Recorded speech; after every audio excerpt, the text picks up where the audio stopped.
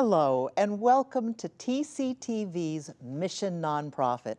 I'm Lynn Harmon Lumpkin, and I'm so delighted that you could join us here today. We want to send special wishes to Robert Cam, your regular host, who was called away yesterday when his father passed away, and so our best wishes are with him.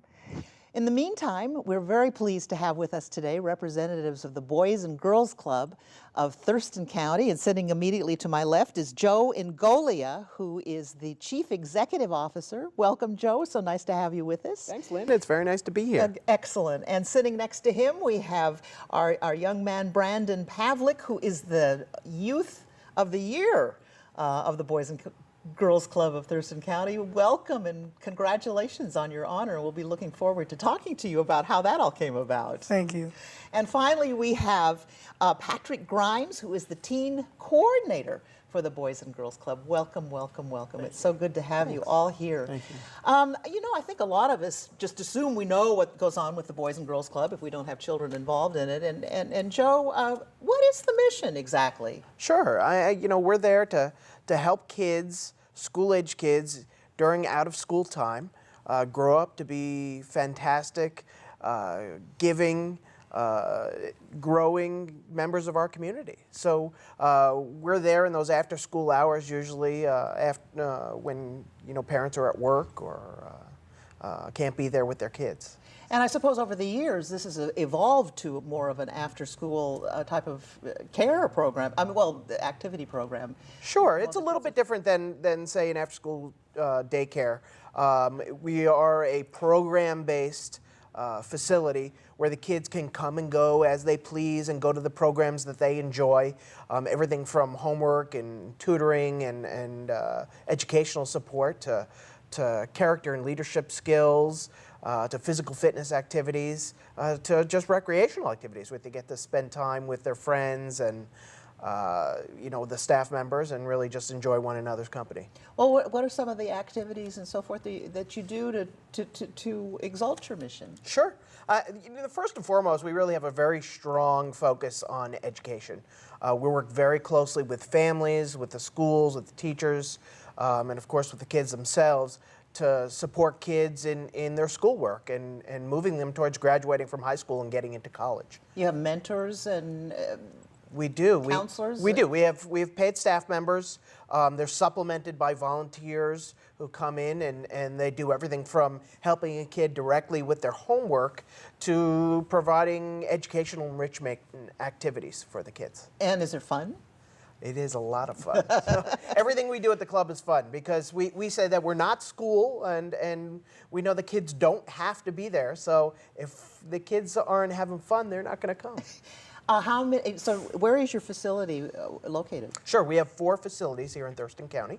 Our first facility is on the campus of Tumwater High School, which in what used to be their bus barn. And we've renovated that. The school district lets us use that. We've renovated it to turn into a club.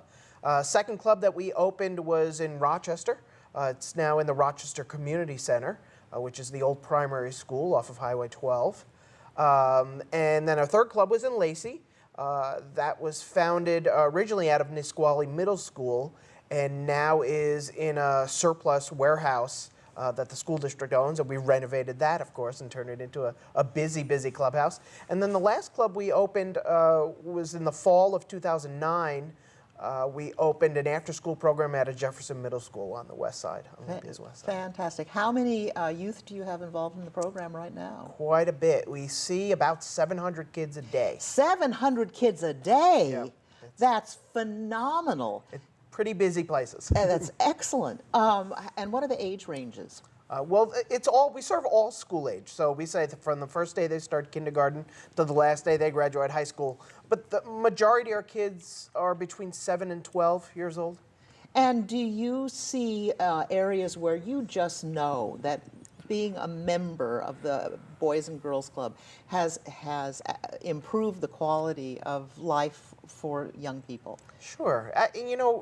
I think typically people think that the kids who go to the Boys and Girls Club are kids that are on the lower end of the socioeconomic scale.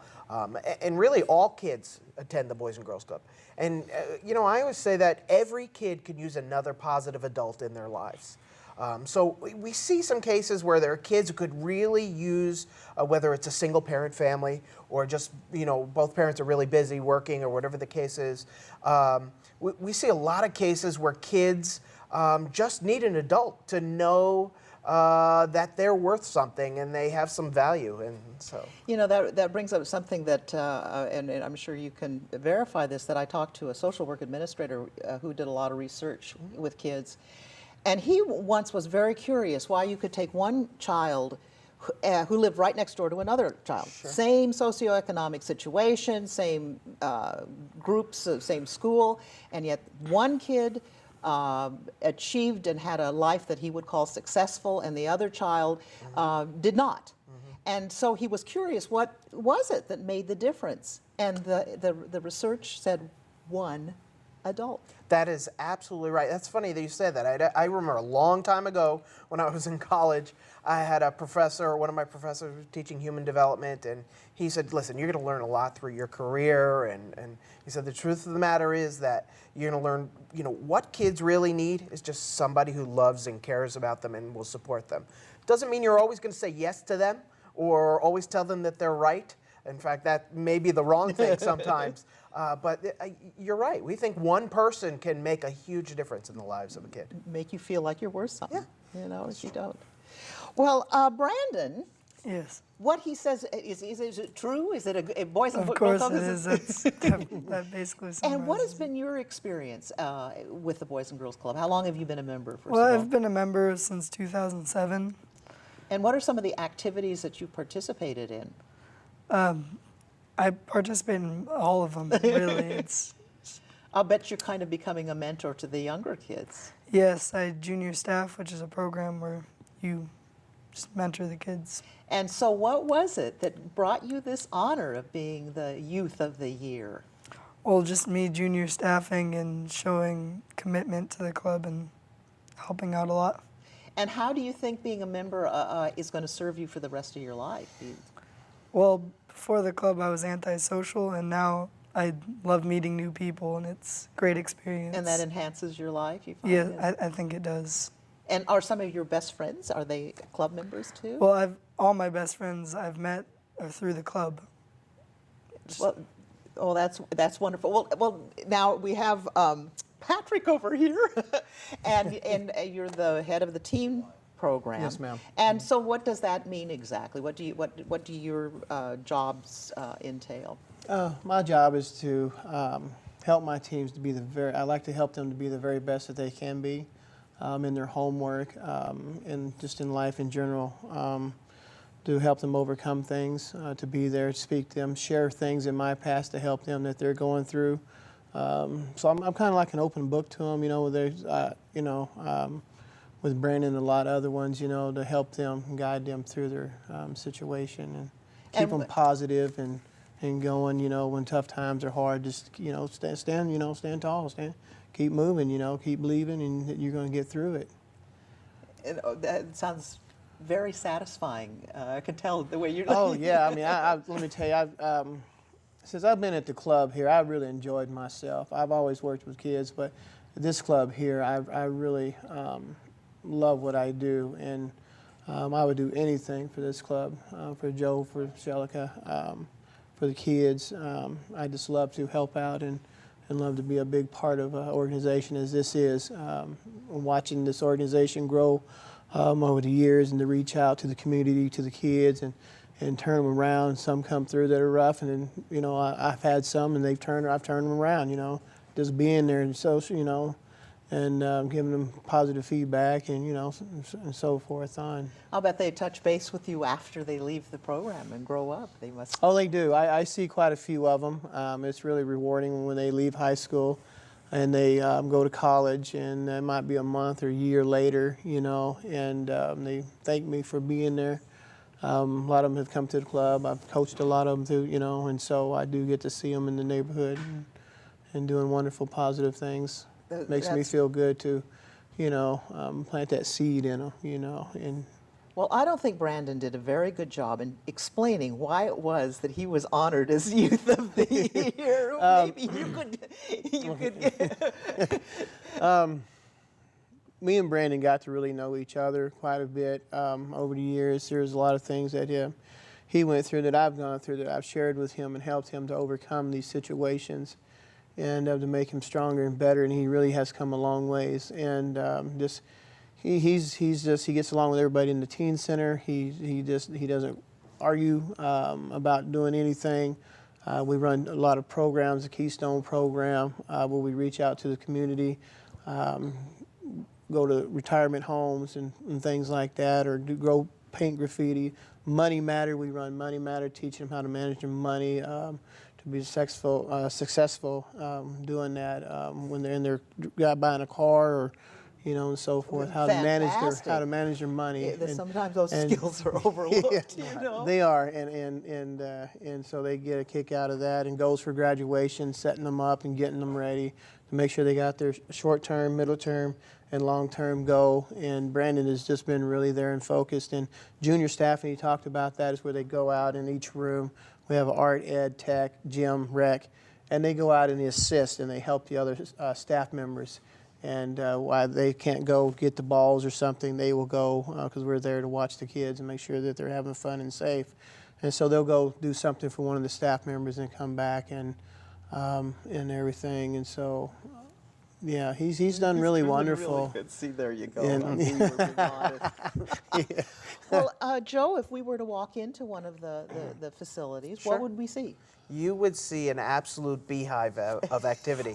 I tell you, they're very busy places. Kids of all ages engaged in all kinds of programs. And really what you'd see are relationships being built, because you just had a chance to see our secret weapon, and that's our staff members. Staff members like Patrick, who are there for the kids, engaging the kids, teaching the kids, leading them, sharing with them. And that's the heart of what we do. It's about relationship building. And we like to say, the kids think they're coming to a recreation program, but what they're really getting is guidance and mentorship and leadership and all those very important things. Well, I understand that we have a video that might give us a little insight on what you do down there. So let's take a look at that now. So basically the kids come after school. We're open after school until 7 o'clock, and that's Monday through Friday. And so during a crucial time when parents are at work and the kids have free time after school is when we're open. So they get to the club, they scan in, and then there's a number of different activities that are available for them in the afternoon. When the kids arrive here, they check in at our front desk and they actually have an open choice time. So what that means is there's 5 different areas which they can go into. We have a games room, we have a gym, upstairs we have an art room, we have an education room, and we have a technology lab, which is basically a computer lab. And so they get to choose what area they want to be in, and then there's a staff member in every room who's running a structured activity that day. 4 o'clock we have an assembly where all the kids go into the gym, and then we give them choices of where they want to go for power hour. And what power hour is, it's a block of time from 4 to 5 where they can actually get homework done, do reading, or play an educational game. 3 rooms actually are dedicated strictly for homework, and then the other 2 rooms, that being basically the games room and the gym, are dedicated to, it's an alternative to homework. If they don't have homework that day, they can play an educational game.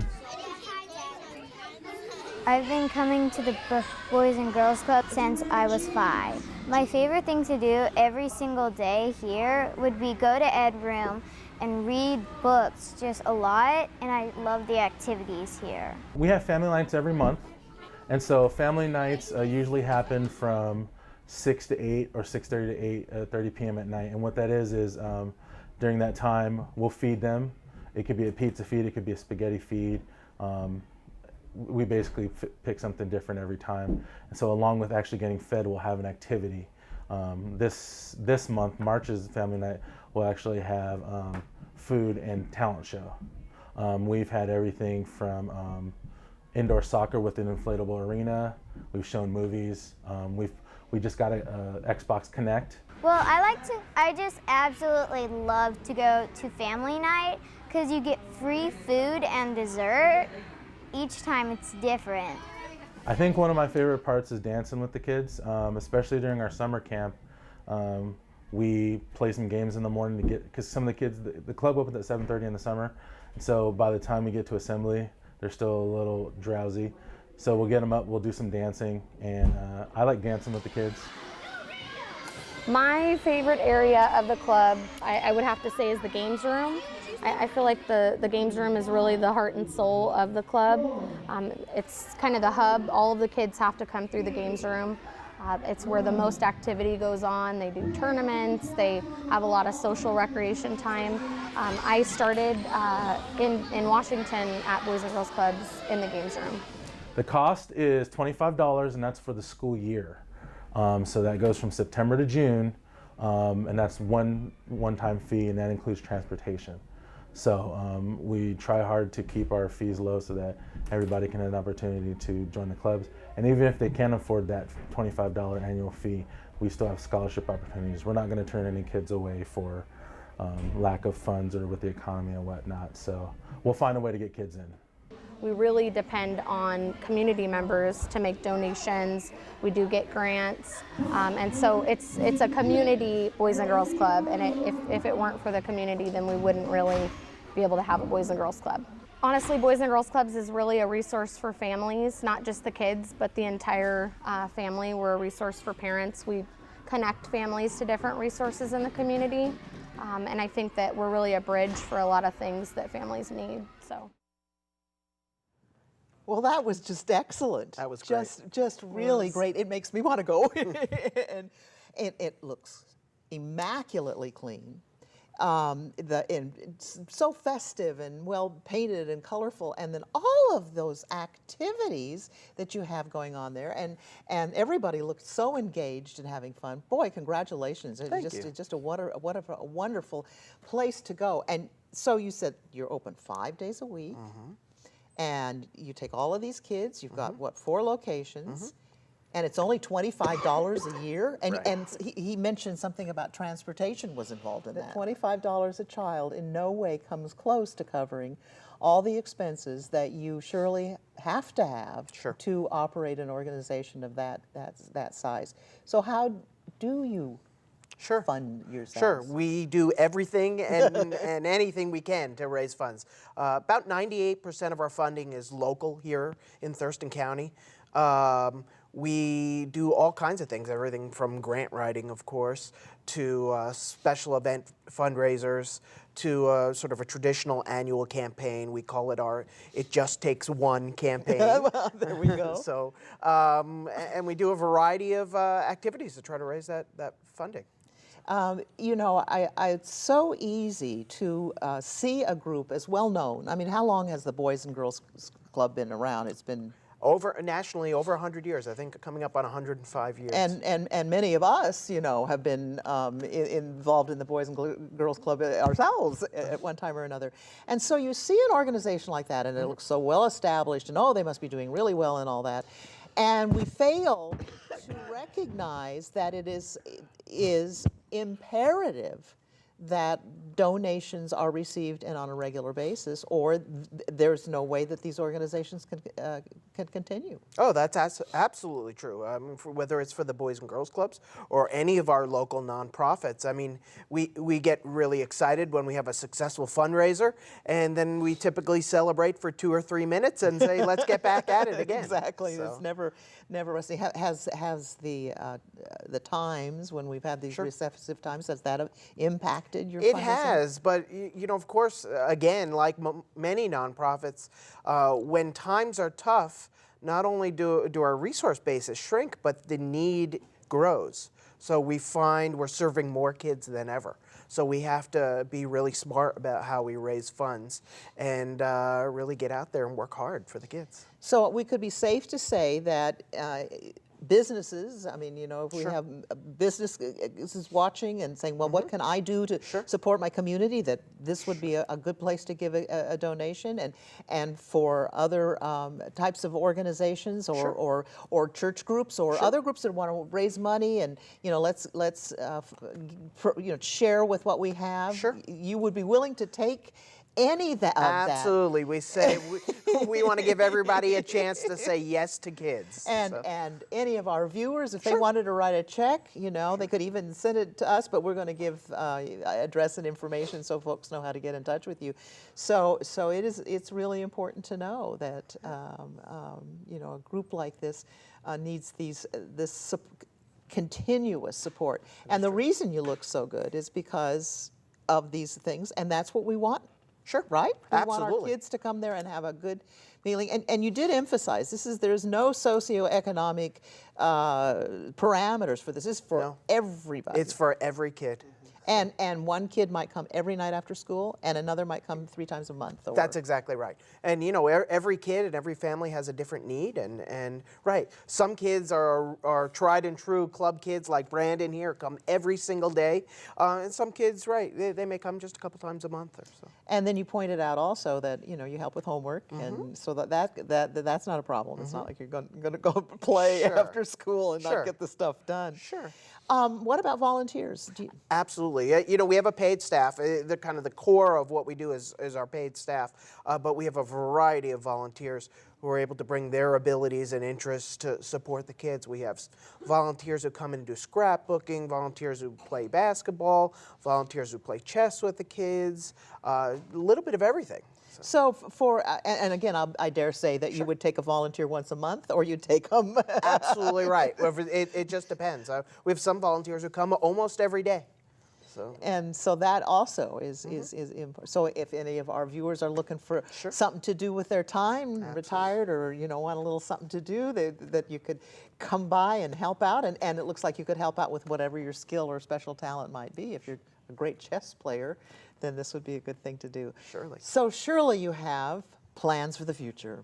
We do. I mean, all of our clubs are growing.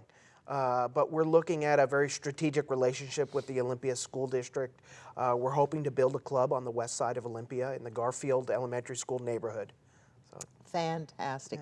There was something that, and I think you explained it, but I just kind of missed it. You were talking about the transportation. So what does that mean? That you pick kids up after school? We do, yeah. We have vans where we go and reach out and pick up the kids at school. And again, the school districts themselves support us with some bus transportation.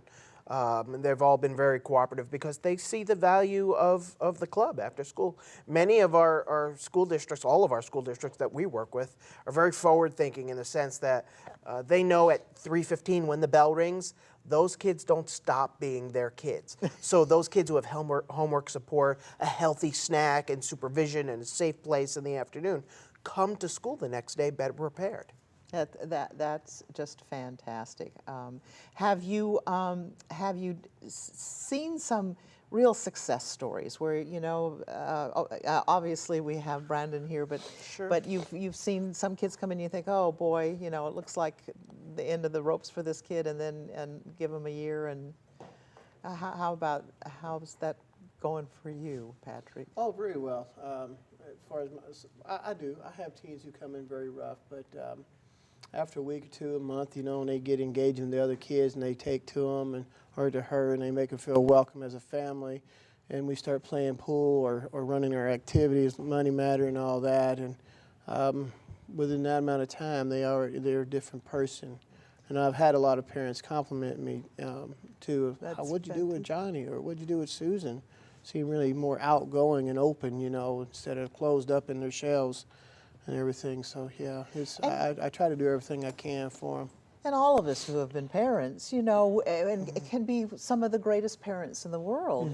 Sometimes you just get caught up. And if you can recognize in yourself that this is a period where I'm not able to give the kind of concentrated effort that let's not say effort. We always want to give the effort, but we can't, don't have this time to really focus on the kids. Then we can always say, hey, I can find a place where they can receive the attention that I wish I was giving them right now, and then I can resume that, or at a later time. So, well, how do we get involved? How do we get to join the club? Well, just give us a call or come by and visit one of our clubs after school. We encourage kids and certainly families to come by anytime so we can give them a tour.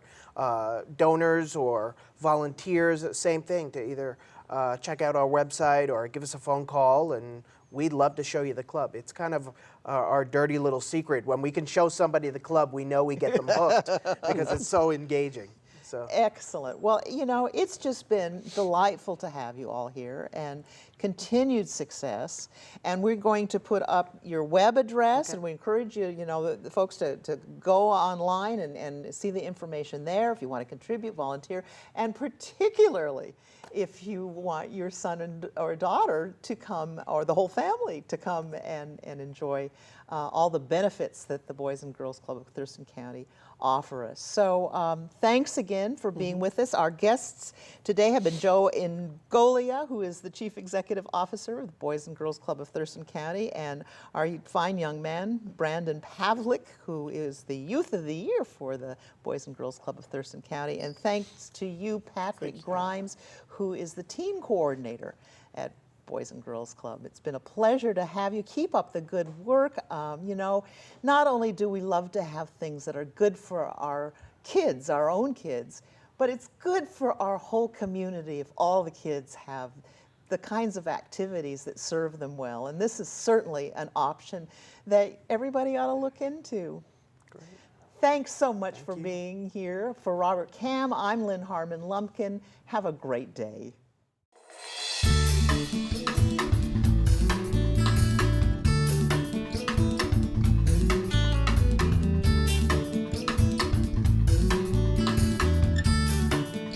If you know of a local nonprofit organization that's making a difference in our community, give us a call at 956-3100 extension 103 or send an email to rkam@tctv.net.